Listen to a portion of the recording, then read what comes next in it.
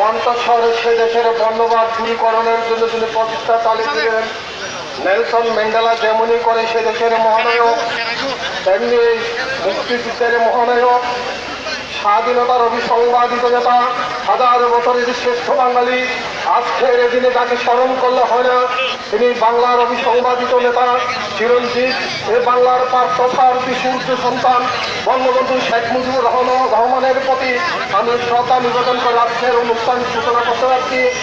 সম্মানিত আজকের এই সভার এখানে উপস্থিত চট্টগ্রাম কলেজের সমাবর্তন অধ্যক্ষ প্রফেসর জেসমিন আক্তার ম্যাডাম, এখানে উপস্থিত উপাধ্যক্ষ মহোদয়, আমার প্রিয় সহকর্মীবৃন্দ সহ আজকে চট্টগ্রাম কলেজের ছাত্রছাত্রীবৃন্দ এবং কিছুক্ষণ আগে যিনি কিছু কথা বলেছেন তাকে সহ তোমাদেরকে সবাইকে আমি অন্তঃস্থল থেকে শ্রদ্ধা অভিনন্দন জানিয়ে কিছু কথা বলব।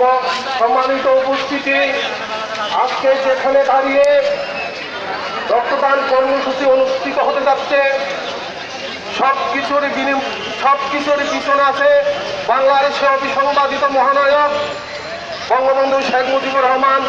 স্বাধীনতা মানি বঙ্গবন্ধু, বঙ্গবন্ধু মানি স্বাধীনতা। একটি ব্যতিক্রম ধর্মীয় অনুষ্ঠান দিয়ে অনেকদিন পর চট্টগ্রাম কলেজে এই অনুষ্ঠান অনুষ্ঠিত হতে যাচ্ছে।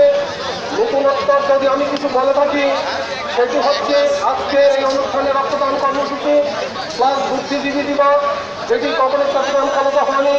আর একটি নতুন ইতিহাসের সন্ধান দেব, সেটি হচ্ছে চট্টগ্রাম কলেজের 10 বিভাগের সমানোধন্য অধ্যাপক যিনি 71-এ শহীদ হয়েছিলেন, সে অবনী মোহন দত্তের প্রতি শ্রদ্ধা জানিয়ে আমি আমার সংক্ষিপ্ত বক্তব্য এখানে শেষ করছি।